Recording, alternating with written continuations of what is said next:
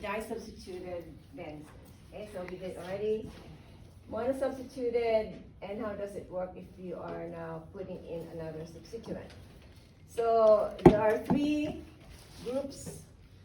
One is referred to as the ortho para activating substituents, and the other one ortho para deactivating substituents, and the other one meta directing deactivating substituents. So actually, I just copied this from the lecture summary, but it's also in the PowerPoint. So there are a few terminologies that I want to go over. One, resonance effect, and the other one, inductive effect. So for this one, I'm going to go first the orthopara activators, and those will contain a lone pair, okay? Or just an R group. So for instance, you have NH2, and that contains a lone pair. So NH2 lone pair. So now it's an activating substituent. So I have a substituent NH2, and it's an activating one, and it would activate the ortho and para positions. You have two orthos and then one para. So this is not the mechanism. This is just an illustration on how electron density is shifted, and it's focused or it's localized on the ortho and para positions. Okay.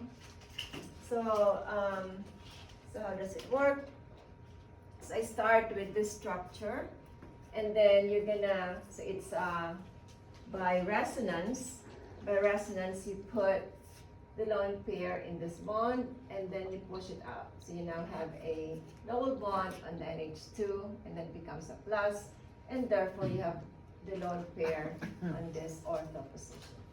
And then, so we can shift again, put it here, and then push out, double bond in here, and then the lone pair is in the para position.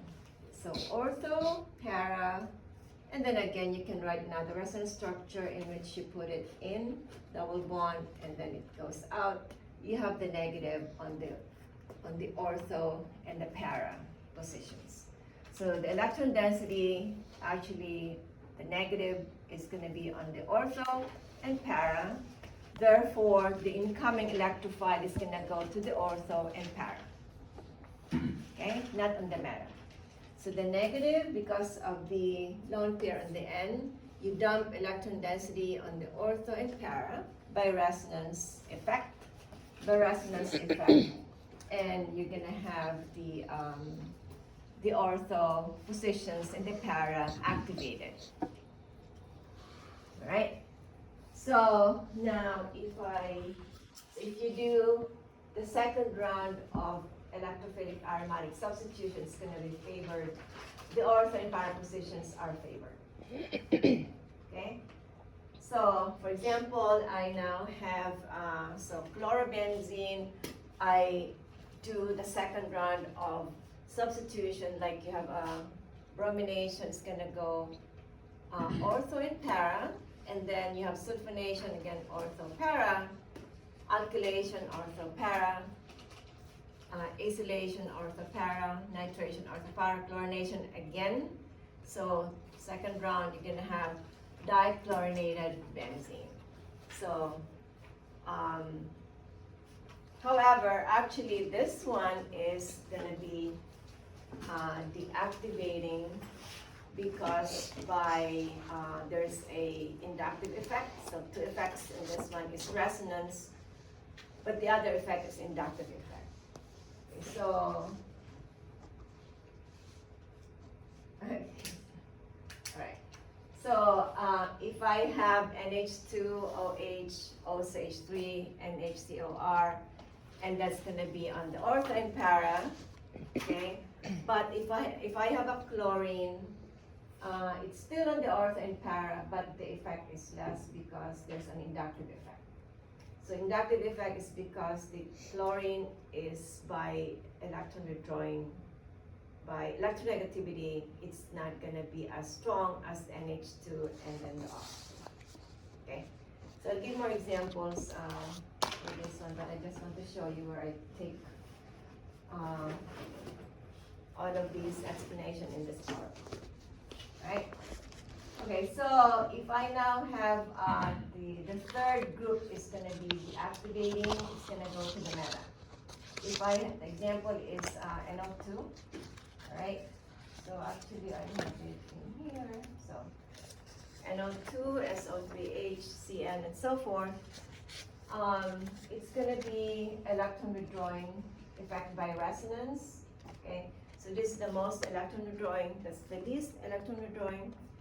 And the one that I gave an example earlier is the most electron donating because you have a lone pair, electron withdrawing because you don't have a lone pair.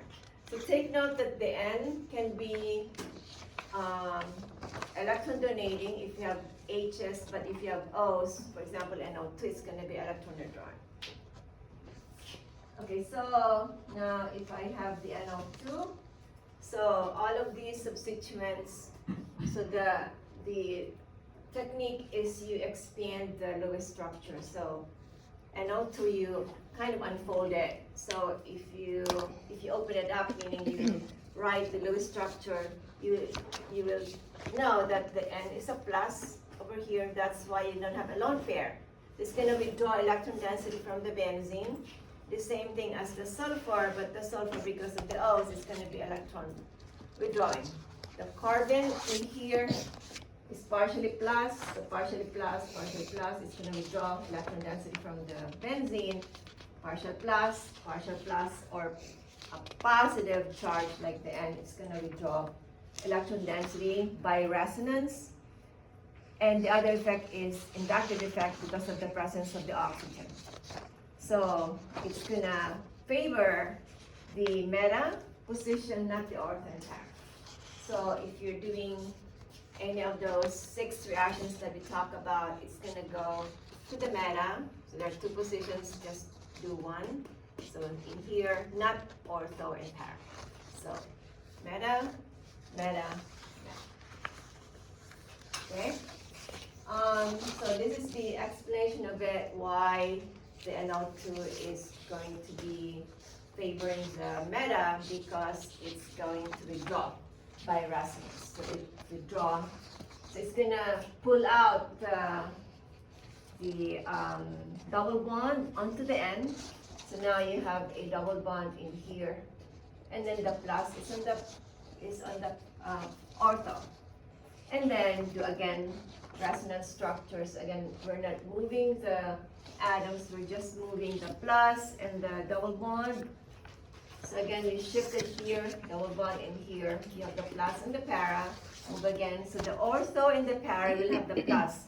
Therefore, the electrophile is not going to go to the ortho and para.